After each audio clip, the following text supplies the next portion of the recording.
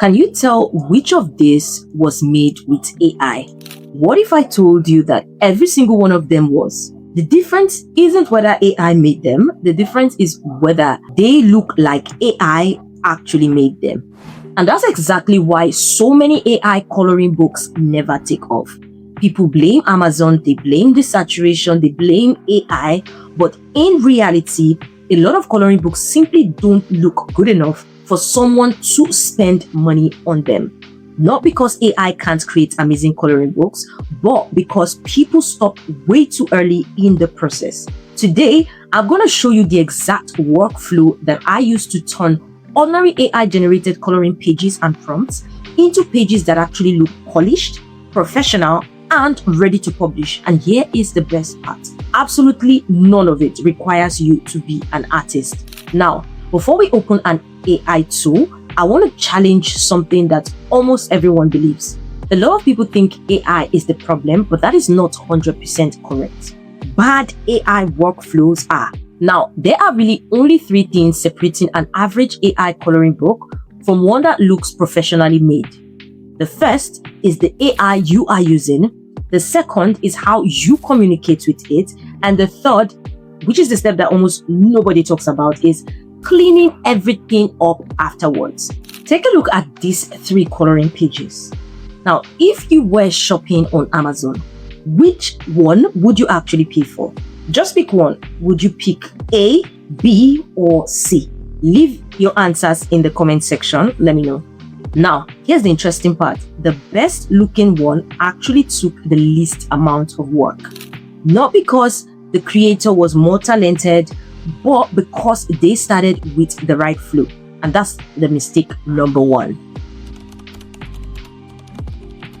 One of the biggest myths I see in AI coloring book space is the idea that all AI image generators are basically the same. No, they are not. Think about it this way.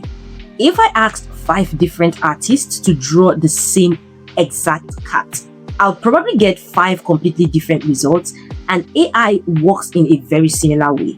Every image generator has its own strengths. Some are amazing at photorealistic images, some are trained to create anime, others are fantastic at painterly artwork, and there are tools that are simply much better suited for creating clean illustration with strong outlines, just the kind of characteristics that work well for coloring books. Now look at this example. Same idea, same subject, completely different outputs. Notice how this one has a simple and a younger version. This one uses an older version of a boy, more like a teenage boy. And this one is a younger boy but has extra clutter that doesn't add anything to the page. By the way, the only prompt I gave these 3 AI tools was to give me a coloring page of a boy. Different AIs give different outputs. Now, over the past few months, I've experimented with quite a few different AI image generators, but after testing different options, I eventually settled on this particular AI coloring page generator because for the kind of bold, clean line art I want, it's been the most consistent in my workflow. Now, if you're curious about it, I've left a link in the description, and it's not completely free. You do get like a few credits to try it out, but if you want to get a full hang of it, you need to be subscribed to the pricing plan. And the most popular one, which is like the best entry, is the professional plan. You get enough credits and you have access to all of the features of this particular tool. You also get to save 30% off when you are on the yearly plan for this. So you can see all of the features it has, way lot of features. If you want to go a bit lower but still be able to access something really tangible with this tool, then the hobby plan is perfect for you. If you want to scale your coloring book business to be able to do a lot of coloring books per day in terms of volume, then the business is a perfect option for you. And if you just want to test things out, you want to know what is what and how it works, then the starter plan may be where you want to get in from. And in the next session, I'm going to show you why a simple prompt like a cute cat in a garden is almost guaranteed to give you a generic looking page, and how a few deliberate changes can dramatically improve the quality of your results before you ever think about editing them. This is how most people prompt AI. a cute cat lying in a garden. And technically, there's nothing wrong with that prompt. The problem is, you're leaving almost every important creative decision up to the AI. Think about it. Did we tell AI what kind of coloring page we wanted? No. Did we tell it how thick the outline should be?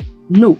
Did we tell it how much white space to leave for coloring? No. Did we tell it the composition? No. Did we tell it whether this was for children, adults, beginners, or advanced colorings? No.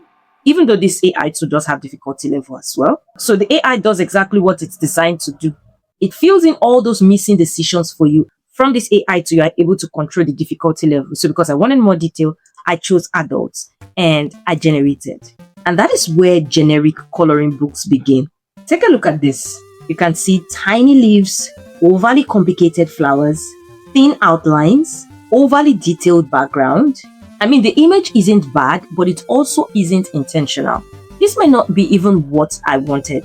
The AI simply guessed. It guessed the composition, it guessed the line style, it guessed the amount of detail, it guessed the background. And if you let AI make all of the important decisions, do not be surprised when your coloring book looks like everyone else out there. So here's the mindset shift that completely changed how I use AI. I stopped thinking of prompts as descriptions and I started thinking of them as creative directions. Now, you're no longer telling AI what to draw, you're telling AI how to draw it. Most beginners spend almost all their time describing the subject. Professional creators spend most of the time controlling everything around the subject.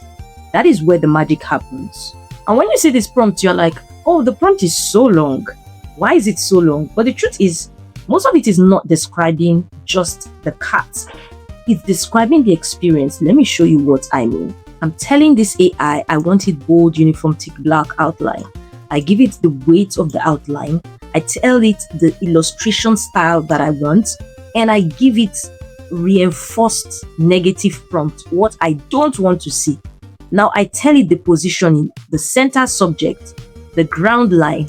I tell it the background elements, everything with its position, not add or substitute. Again, I tell it the kind of frame I want, as well as the composition rules. So I'm not leaving any decision up to chance. So let's take, for example, we are using these two. Now I'm going to use the same difficulty level. We'll go with children, and this one, we're going to go with children as well. The dimension, I'll leave it square here. I'll leave it square.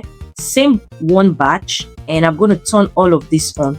So you can see that we're operating with every other thing being equal except the prompt. And I'm going to generate both of them at the same time. Notice the difference. Same subject, completely different feel. One looks like an overly AI generated image and doesn't even fit the audience because I was going for something that can be suitable for children, while the other one looks like it can be inside a coloring book for the kind of audience that we actually want to target. Think about the actual person using your coloring book. They don't want to color tiny little details squeezed into every corner of the page. They want breathing room. For example, if we're targeting children, because we are for the sake of this example, you can see there are a lot of tiny image. You can see tiny space. You can see these tiny leaves. They want breathing room. Can you see that each and every part of this coloring image has breathing room for coloring? Which is why I tell AI exactly how I want everything arranged. You can see the size fills middle 40% of the vertical frame, whether it's in terms of the balance spacing, the clear subject.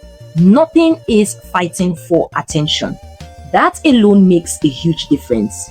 Now, if you were a parent looking for a coloring book for your child, which one of these two would you consider getting? This one or this one? Exactly. Your customers think the same way. Now, let's talk about outlines. This is one of the biggest giveaways that an image was generated by AI.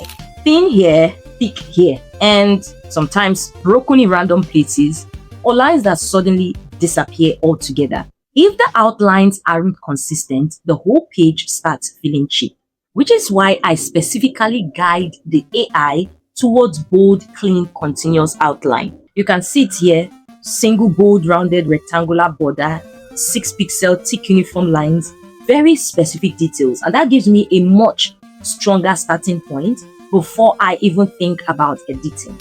Another thing I always include is what I don't want, because AI isn't just listening to what you ask for, it is also deciding what else should be included. If I don't want any gray shading or shading at all, I say it. If I don't want any cross hatching, I say it in the prompt. If I don't want stippling, I say it. If I don't want background clutter, I say that too. That way, you are reducing the number of bad decisions the AI can make. When we put all of these pieces together, I'm not just describing a cat anymore. I am directing the AI. I'm giving it clear creative boundaries, the subject, the styles, the composition, the line quality, what to avoid, and which is why when we generate, the image is much more better. But I wouldn't publish it just like that. Now, this is where almost every AI coloring book tutorial ends. They teach you how to generate the image and then they move on. But professional looking coloring books aren't made when AI finishes generating. They are made after that. Now, when you look at this image, it actually looks okay because this was just one image that was generated. I mean, you can create one coloring page that is, spotless, that has no single imperfection. But how about when you generate 24? How about when you begin to see tiny imperfections that can easily be fixed? How do you fix them? Now, if you're finding this helpful, make sure to hit the like button, hit the subscribe button, and don't forget to turn on the notification bell icon so when next I drop a tutorial, you'll be the first to see it. For example, this is the image of an airplane that I generated, and you can see it has this eyes and mouth smiley face, and I consider it an imperfection because I don't want that in the image so it doesn't give off something AI generated-ish. Now, you don't want to just upload this image like that. You want to do some cleanup. Now, here's something I learned after making hundreds of AI generated images. The AI's job is to create the first draft. Your job is to create the finished product. And these are two completely different things.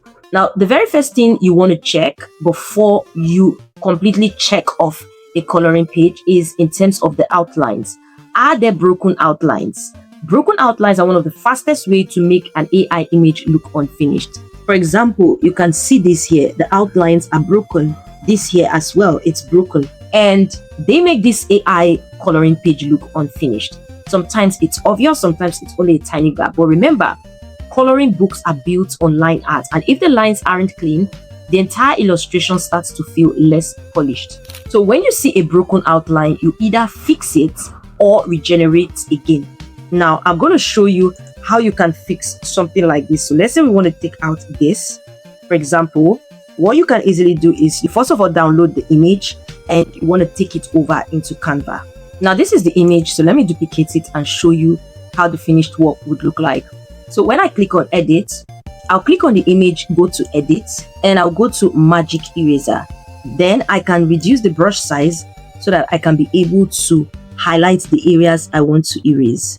You want to be careful with this so it doesn't go into the other outlines that you don't want to touch. And I'm going to just simply click delete. Now, can you see the difference between these two? This is the one that looks more professional and this one gives off AI generated. And that way, this one is then ready to be put into your coloring book by simply transforming it into something that you would actually feel confident publishing. And just like that, you are able to know the exact workflow from start to finish that makes a coloring book 10 times professional looking and not just the mediocre, overly generic AI image.